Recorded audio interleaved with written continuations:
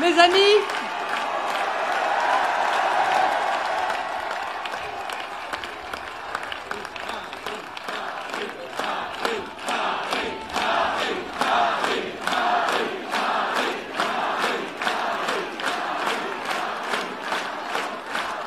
mes chers amis, comment vous exprimer ma gratitude pour le formidable sursaut populaire en faveur de la démocratie et du droit que vous incarnez partout en France et dont votre présence nombreuse et fervente témoigne aujourd'hui. Il est impossible pour moi de cacher mon émotion, de vous voir ici et dans tous nos départements être à nos côtés.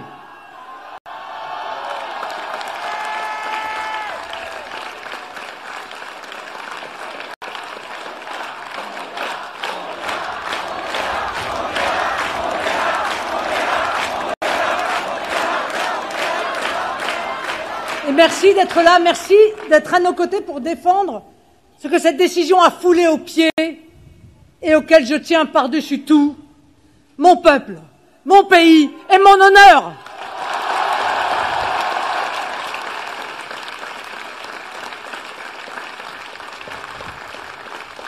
Un merci affectueux pour votre courage, votre ténacité, votre générosité. Vous êtes formidables. Vous êtes formidables.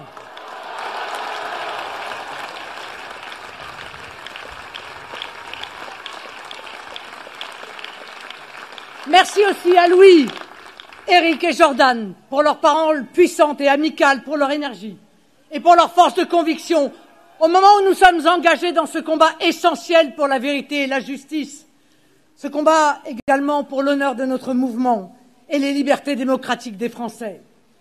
Merci aux personnalités étrangères, chefs de gouvernement ou de partis qui se sont exprimés tout particulièrement, à nos partenaires européens, membres du groupe des Patriotes pour l'Europe au Parlement européen. Merci aux centaines de députés européens et nationaux, aux élus locaux de France qui ont fait entendre leur voix à cette occasion. Et bien sûr, un remerciement infini aux demi-millions de Français, électeurs ou non du Rassemblement national, qui par la signature immédiate de notre pétition ont tenu à nous manifester leur solidarité.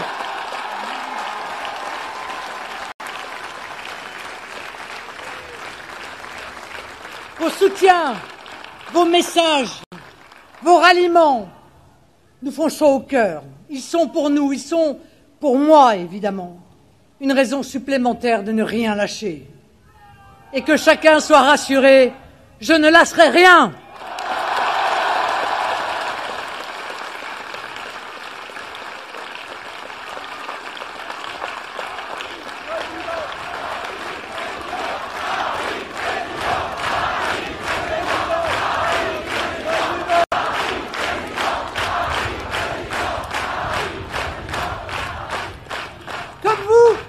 Nous partageons une sainte horreur de l'injustice et de la partialité.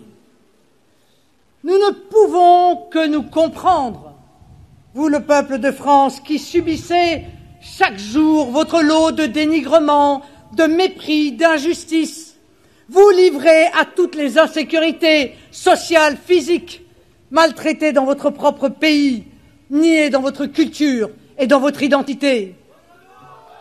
Vous restez pourtant irréductible et convaincu que le découragement, la soumission n'est pas envisageable, que le combat doit être mené. Ce qui nous unit, mes amis, c'est l'amour de la France, c'est l'amour de notre peuple, mais c'est aussi l'idée que nous nous faisons de ce qui est vrai et juste. C'est là le sens de notre engagement, l'âme de notre combat, tout ce qui construit nos convictions, forge notre détermination et conduit notre action. Comme vous, mes amis, nous sommes de ceux qui ne se résignent pas, qui ne s'inclinent pas, qui n'abdiquent pas.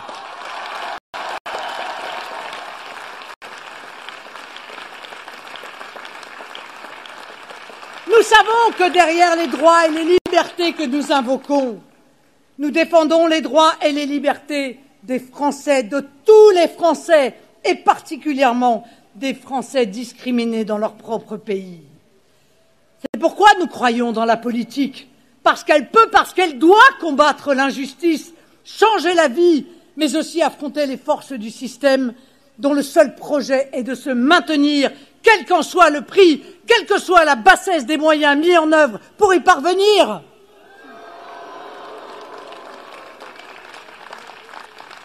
Depuis mon plus jeune âge, je sais les vicissitudes de la politique. J'en connais les contraintes et les injustices. J'en connais la brutalité et même la violence. Je connais les blessures, mais je ne connais pas l'abandon. Je connais les souffrances qu'elle engendre, mais je ne connais pas le désespoir. Je connais l'outrage, mais je ne connais pas le renoncement. Comme opposants, nous avons appris très vite que le combat judiciaire qui pourrait être mené contre nous faisait partie intégrante du combat politique.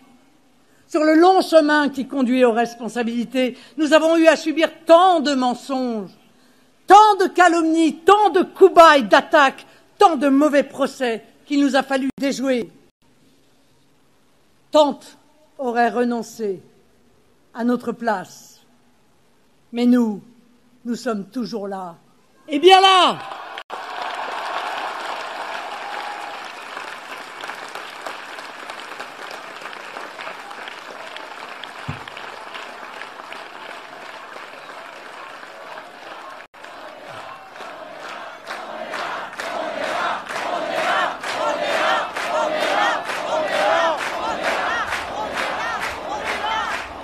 Dans tous les pays européens, mes chers amis, les dirigeants des partis nationaux sont poursuivis.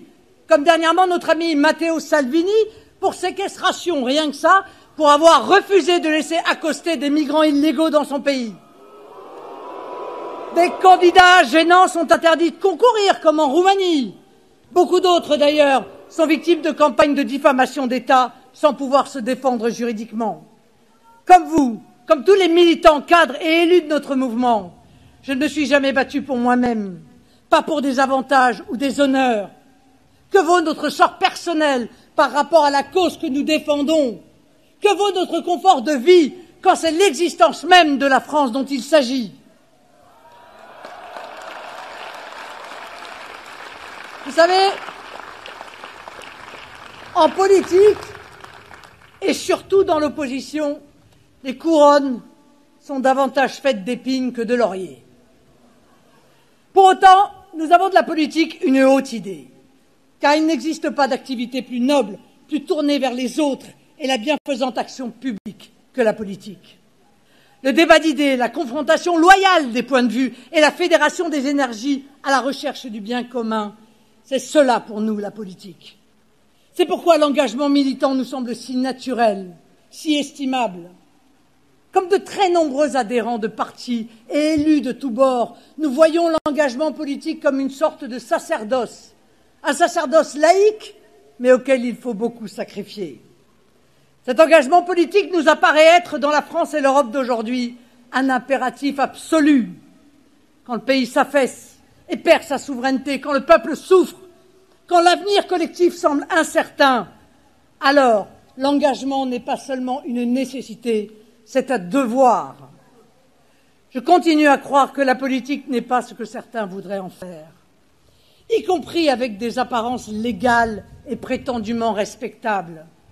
Un jeu pervers de persécution des opposants, de criminalisation des adversaires, la volonté de ruiner les partis d'opposition avec un seul objectif, garder le pouvoir alors que l'on mène le pays à la ruine et au chaos. Et parce que l'activité politique est respectable et noble, elle doit être aussi respectée. Les élus ne sont pas des trophées de tableaux de chasse qu'il faudrait accrocher sur je ne sais quel mur des cons. Il en va de la liberté politique dans le pays et donc de la conduite démocratique des affaires publiques.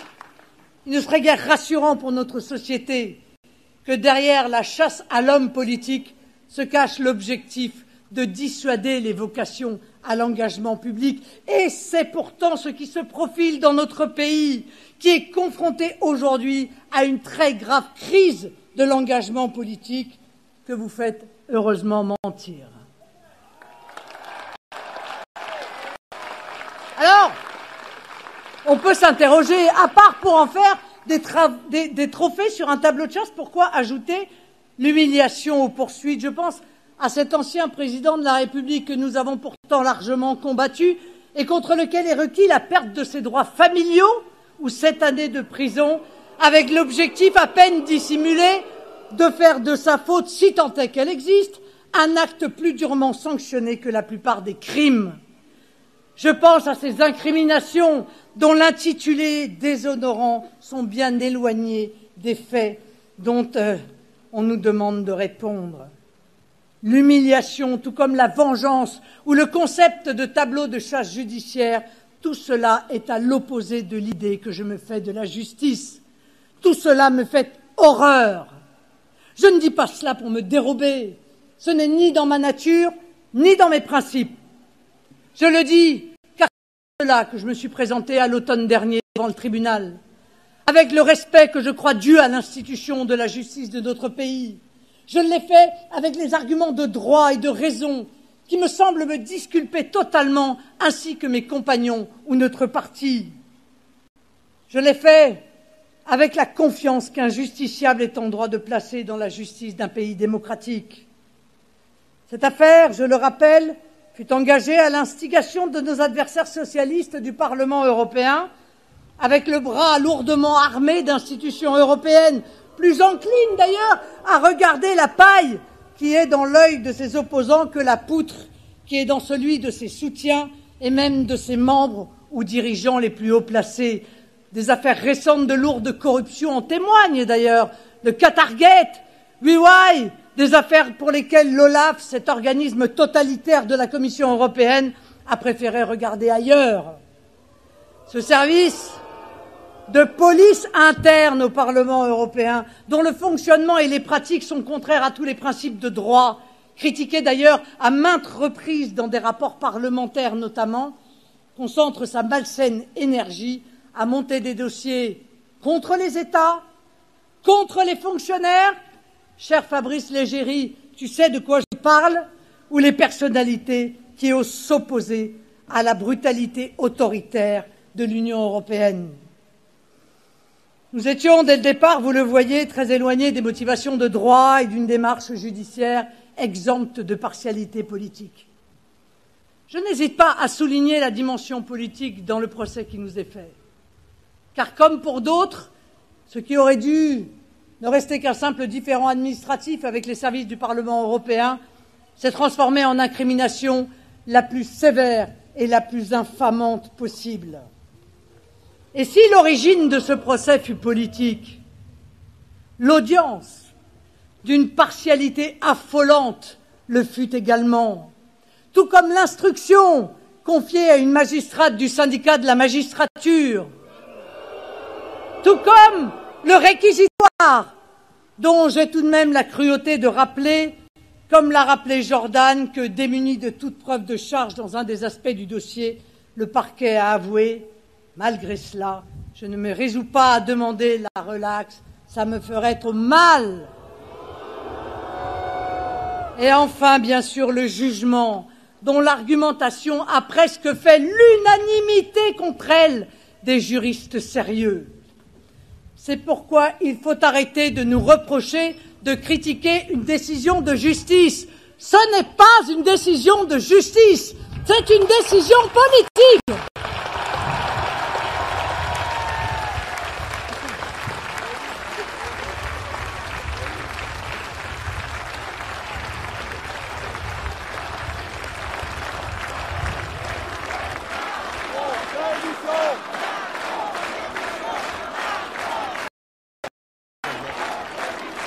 Voilà donc qu'il faudrait m'éliminer de la vie politique, sans voie de recours possible, au nom d'un soi-disant trouble à l'ordre public démocratique, concept purement et simplement inventé pour l'occasion.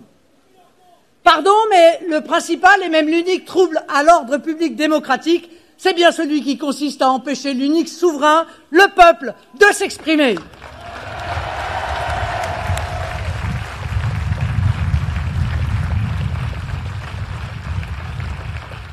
C'est pourquoi j'affirme que cette décision politique a non seulement bafoué l'état de droit, mais aussi l'état de démocratie.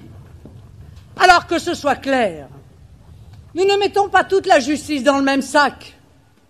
Nous n'oublions pas qu'il y a des juges exemplaires qui font leur travail avec impartialité, respect des justiciables et souci du droit.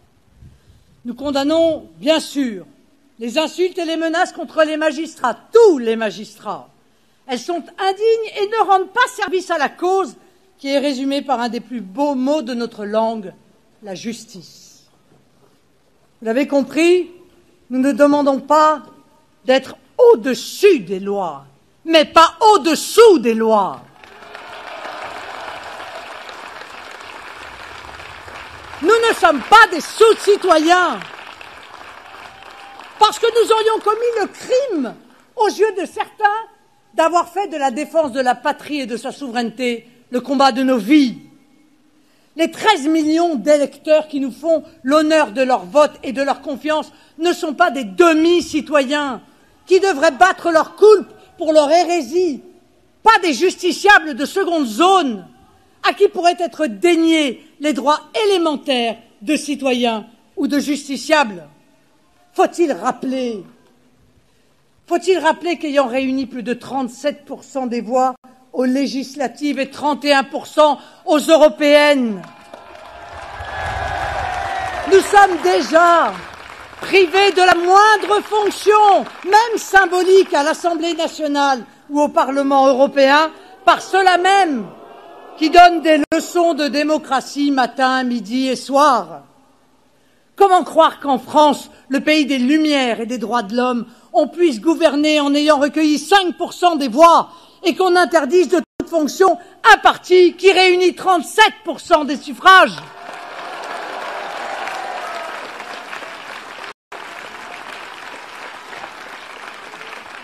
Dans ces conditions, je le dis, notre combat est aussi un combat pour les droits civiques, parce qu'il existe manifestement en France plusieurs catégories de citoyens. Imaginez, mes amis, que certains esprits chagrins et intolérants se sont même offusqués que nous puissions nous réunir aujourd'hui sur cette place, dans la capitale de notre pays, comme si le droit de réunion devait aussi nous être retiré. Les mêmes, d'ailleurs, qui ne trouvent rien de scandaleux à manifester avec violence contre le résultat des élections. Eh bien, ils nous reprochent, avec des arguments aussi grossiers qu'outrageants, aussi excessifs que ridicules, de faire un meeting de soutien à la démocratie et d'exprimer notre indignation quand sont violés aussi évidemment les principes fondateurs de notre État de droit. À tous les Français que l'on veut intoxiquer, je veux dire que notre ligne de conduite ne sera jamais celle de la brutalisation, chère à d'autres formations politiques, mais celle pacifique du pasteur Martin Luther King pour les droits civiques des citoyens américains à l'époque opprimés et privés de droits. Nous entendons pour cela inviter tous les Français épris de liberté à s'engager à nos côtés dans une résistance pacifique et démocratique, une résistance populaire et patriote. Nous allons continuer à lutter, comme nous le faisons, dans la discipline et la dignité, malgré les provocations qui ne manqueront pas d'intervenir et auxquelles, au désespoir de nos opposants, nous ne céderons pas.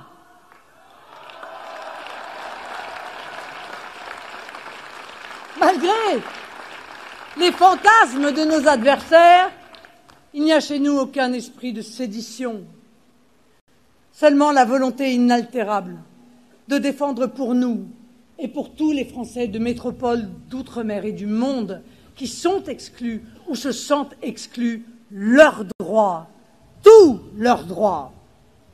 C'est justement parce que nous sommes attachés à l'état de droit que nous nous insurgeons contre son dévoiement, son instrumentalisation, non par les juges, mais par des juges qui ont décidé de faire de nos institutions les plus sacrées l'outil de leur idéologie avec un sentiment de toute puissance.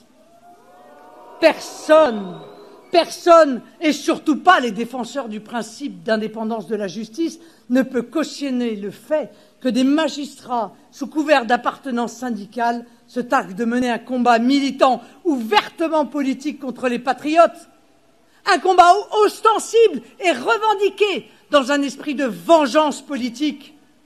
À ce titre, le communiqué du syndicat de la magistrature rappelé par Jordan est en même temps éloquent et inquiétant. Personne, et surtout pas les défenseurs du principe d'indépendance de la justice, ne peut cautionner le fait que des magistrats criminalisent des idées politiques souverainistes ou en fassent une circonstance aggravante. Je rappelle l'argument insensé du tribunal. Je cite, « L'atteinte aux intérêts de l'Union européenne revêt une gravité particulière dans la mesure où elle est portée, non sans un certain cynisme, mais avec détermination par un parti politique qui revendique son opposition aux institutions européennes. » Cet argument marque le caractère éminemment politique de cette décision. Quel justiciable peut ne pas trembler à l'idée de se voir désormais appliquer la rétroactivité de lois, de réglementations européennes ou de jurisprudence, comme ça a été le cas dans cette affaire, parce que ces idées ou son nom ne plaît pas à un juge dont l'impartialité est ainsi gravement questionnée. La justice dans un pays de droit qui se respecte ne peut pas être une loterie, mes amis, et l'innocent doit l'attendre, pas la craindre. Pas davantage, les juges ne sont des législateurs qui se substitueraient aux représentants du peuple démocratiquement élus. Chacun doit être à sa place. Et nous devons rappeler que le judiciaire n'est pas un pouvoir, mais une autorité. Qui peut justifier qu'étant présumés innocents, en ayant interjeté appel, nous puissions être malgré tout rendus inéligibles par le bon vouloir d'une décision dont les plus acharnés de nos adversaires peinent à justifier l'argumentation juridique de façade.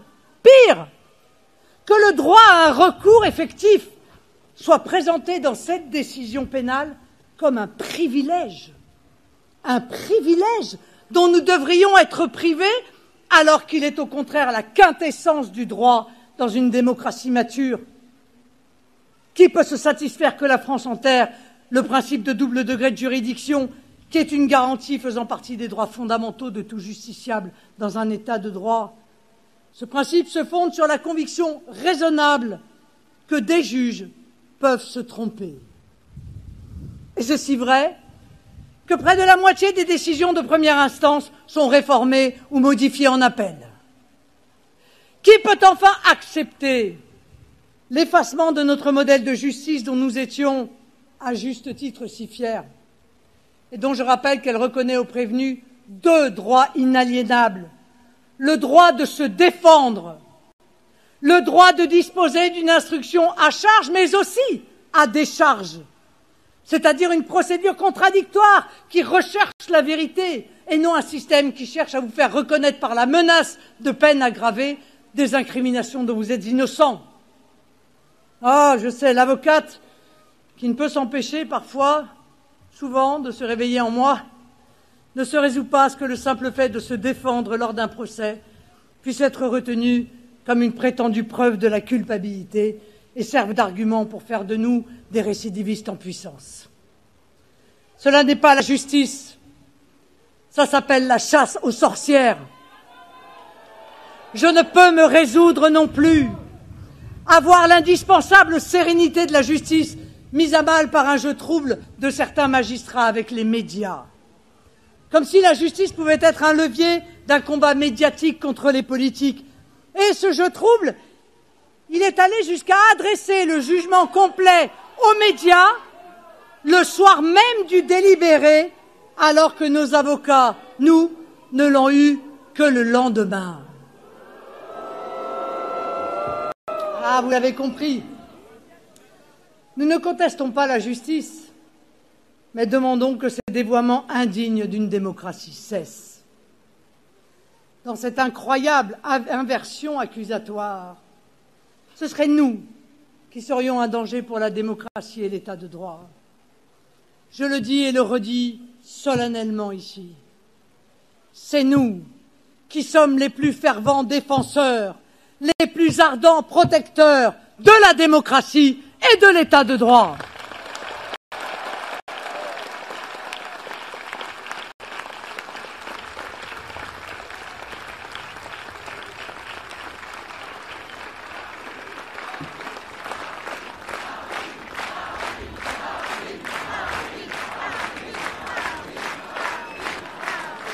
Jordan a raison, le spectacle lamentable que donne la France n'est pas à la hauteur des hautes institutions d'État qui avaient fait de notre pays une référence dans le monde.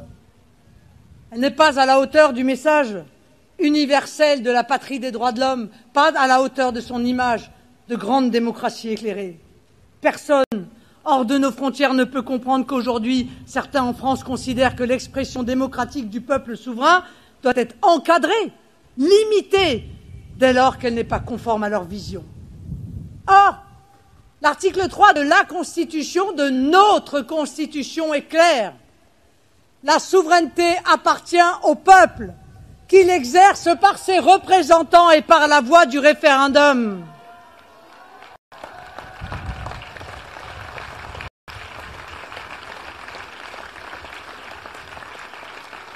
On oublie souvent l'alinéa 2. Aucune section du peuple ni aucun individu ne peut s'en attribuer l'exercice. Ce rappel fondamental de notre Constitution est salutaire face à ceux qui considèrent, je cite, le peuple souverain comme une menace pour l'ordre public démocratique.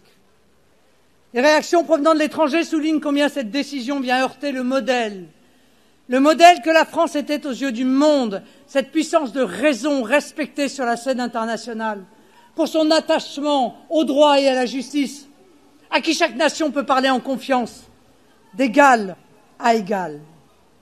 Toute la presse internationale, quelle que soit sa sensibilité politique, a exprimé son trouble, voire son indignation à la suite de la décision du lundi 31 mars 2025, y compris même le très consensuel The Economist.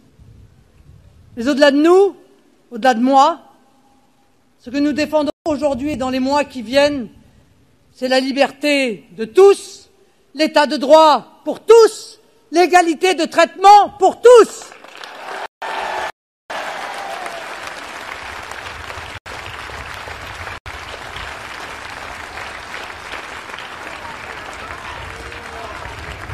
Ce que nous défendons, ce sont les fondements de notre démocratie qui reposent depuis Montesquieu sur le principe de la séparation des pouvoirs. Oui, je le dis, la justice ne peut s'ingérer dans la façon dont les élus conduisent leur mandat au service des Français dès lors qu'il n'y a pas de corruption ou d'enrichissement personnel. Elle n'a pas non plus à choisir les candidats aux élections. Il y a des équilibres que notre pays doit retrouver s'il ne veut pas tomber dans un autre système que la démocratie, car tous nos principes vacillent en réalité sur leur base. Nous défendons aussi la présomption d'innocence, qui, avec le secret de l'instruction, doit manifestement être urgemment rétabli dans notre pays. Parce que lorsque les droits des justiciables disparaissent, lorsqu'ils sont quotidiennement bafoués par le tribunal médiatique, tous les citoyens sont concernés parce qu'ils sont tous potentiellement menacés. Nous ne sommes pas les seuls à nous en inquiéter. Des voix en dehors de notre mouvement, et parfois venues de camps opposés au Rassemblement national, se sont élevées pour souligner le caractère contestable et même fantasque des fondements juridiques de ce jugement. Leur honnêteté intellectuelle les honore, leur liberté d'esprit et leur courage honorent la France. Ces prises de position montrent que ce combat pour la justice, ce combat pour le droit n'est pas seulement le nôtre, mais celui de la société tout entière, de l'institution elle-même, de la communauté judiciaire et bien sûr du chef de l'État, garant du bon fonctionnement des institutions. Vous savez, la décision dont nous sommes victimes, comme les décisions injustes qui frappent tant de justiciables en France, soit par les délais, soit par des résultats déroutants, sont aussi le signe d'une érosion de nos institutions, que l'on ressent dans les études d'opinion et qui démontrent une perte de confiance des Français dans leur justice. Ce constat ne fait que renforcer notre détermination de voir l'État se redresser dans ses fondements. Or, il n'y a pas de redressement de l'État sans renouer avec une confiance populaire en la justice. La justice a un rôle essentiel et noble auquel je crois profondément. Par son exemplarité, son sens du bien commun, la justice, consciente de la portée de ses décisions et de son rôle social, doit rassurer et fédérer les citoyens. Nous lui en donnerons les moyens matériels et humains. À elle, sans attendre, de se livrer aussi à une introspection et de ne pas se couper du pays en s'enfermant encore davantage dans une logique corporatiste. Je veux croire que cette affaire aura un effet positif et permettra une prise de conscience sur l'état de l'état de droit dans notre pays, sur la notion sacrée des droits de la défense, sur la place de la justice dans notre société, sur le droit du peuple à choisir ses représentants, c'est-à-dire en un mot, sur la démocratie. Ceux qui tentent de nous soumettre ou de nous faire baisser la tête ne paraissent grands qu'à ceux qui sont déjà à genoux. Nous, nous sommes debout pour la justice, pour le peuple et pour la France. Aujourd'hui est un jour historique, un jour où se lève avec joie et ferveur un grand mouvement en faveur de la liberté du peuple. Cette aspiration à la protection, au respect, comme le refus des citoyens d'être traités en sujet, est irrépressible et, je le crois, irrésistible. Cette aspiration est la nôtre. C'est cela que nous défendons envers et contre tout depuis des décennies. Et je crois profondément que nous sommes le seul mouvement à être assez solide et assez courageux pour mener ce combat.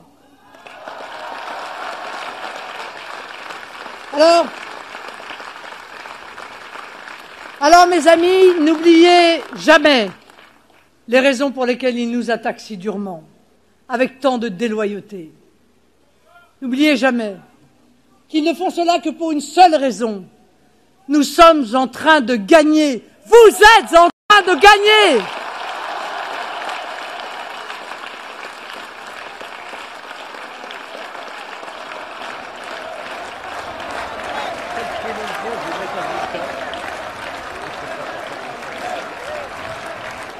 N'oubliez jamais qu'ils sont pleinement conscients de l'immense vague que constituent d'élection en élection vos millions de bulletins de vote.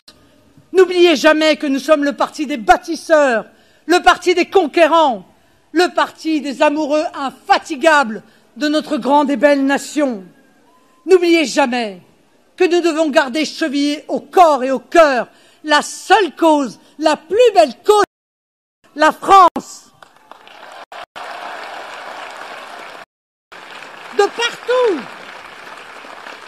De partout, les citoyens de tous bords politiques, de toutes origines, de toutes confessions doivent nous rejoindre pour conduire cette œuvre de redressement national et de refondation sociale. J'ai besoin pour cela de votre persévérance, de votre courage, de votre combativité, de votre solidité, de votre espérance. Ce sera une formidable aventure politique et humaine. Ce sera pour chacun d'entre vous la plus haute mission de votre vie. Et lorsque la victoire viendra, ce sera pour la France l'aube de la Renaissance. Vive la justice! Vive la République! Vive la France!